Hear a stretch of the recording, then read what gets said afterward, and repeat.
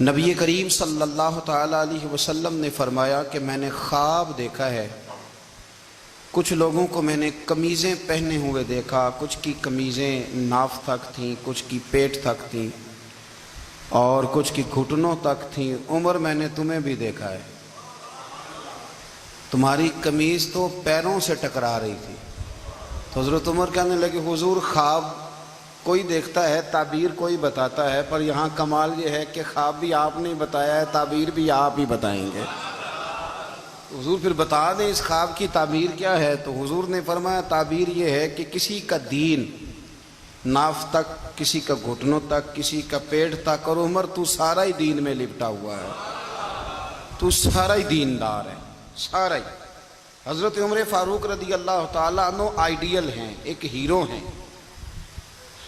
ان کی زندگی کے درجنوں پہلو ہیں، ہر سال ہم ایک پہلو بیان کر دیتے ہیں، کبھی عدل و انصاف پہ بات کر لیتے ہیں، کبھی نظام حکومت پر۔ ان کی زندگی کا ایک پہلو آج بھی ہماری گفتگو کا عنوان رہے گا، پر حضرت عمر کا مرتبہ اور مقام یہ ہے کہ نبی کریم علیہ السلام نے فرمایا کہ جبریل امین 950 سال میرے عمر کی شان بیان کریں تو عمر کی شان ختم نہیں ہوتی۔ 950 سال اگر حضرت جبریل بھی بیان کریں تو یہ مقام ہے سیدنا فاروق اعظم کا۔ اللہ تبارک و تعالیٰ نے جس طرح سارے نبیوں میں شان حضور کو عطا فرمائی، اسی طرح تمام نبیوں کے حواریوں میں سب سے زیادہ شان حضور کے غلاموں کو عطا فرمائی۔ قرآن مجید میں اللہ کریم نے فرمایا یا ایھا الذین آمنوا قوا انفسکم واہلیکم نارا، فرمایا اے ایمان والو خود بھی جہنم کی آگ سے بچو اور اپنے گھر والوں کو بھی دوزخ کی آگ سے بچاؤ۔ خود بھی بچو اور اپنے گھر والوں کو بھی، کس کو جی؟ ہماری ساری نصیحتیں باہر والوں کے لیے۔ باہر ہمیں بہت بڑا لیکچر بھی دینا پڑے تو چلتا ہے، بہت بڑی داستان سرائی بھی کرنی پڑے تو چلتی ہے۔ سٹیٹس اور معیار یہ ہے کہ سارا کچھ باہر والوں کے لیے، اور گھر کے وہ پھول جن کی آبیاری بھی ہم نے کرنی تھی، کوئی جڑی بوٹیاں اور گائیں تو وہ کاٹنی بھی ہم نے خود تھی، دھوپ اور چھاؤں کا خیال بھی ہم نے رکھنا تھا، وہاں ہماری نظر نہیں ہوتی۔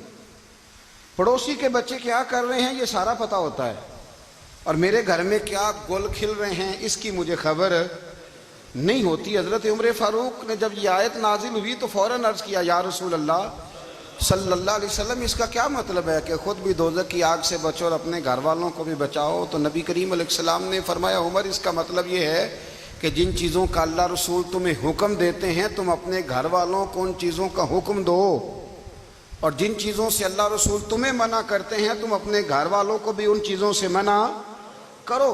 حضرت عمر فاروق کی زندگی میں جو چیز آپ کو بہت زیادہ ملے گی نا وہ یہ ہے کہ آپ نے جتنا کڑا احتساب محاسبہ باہر والوں کا کیا ہے نا، اس سے زیادہ بڑھ کے اپنا اور اپنے گھر والوں کا کیا ہے۔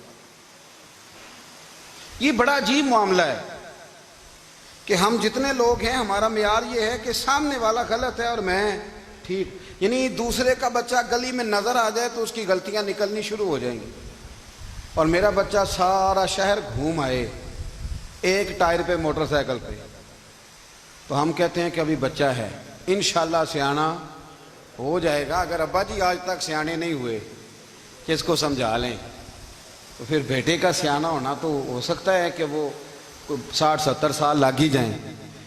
گھر کے اندر جب تک توجہ نہیں ہوتی، اور سب سے پہلے جب تک اپنی ذات پر توجہ نہیں ہوتی، تو والد کا جب تک کردار بچے نہیں دیکھتے جب تک اتنی دیر تک ان کا تبدیل ہونا ممکن نہیں ہوتا۔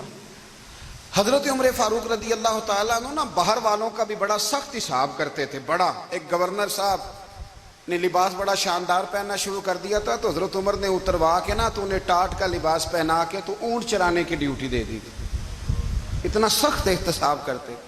کسائی کی دکان پر بھی 1-2 گھنٹے کھڑے ہوتے تھے، جو آدمی مسلسل 2 دن گوشت خریدتا تھا نا فرماتے تھے اس کا ٹیکس بڑھا دو، لوگوں کو دال نہیں مل رہی اور یہ روز گوشت کھاتا ہے۔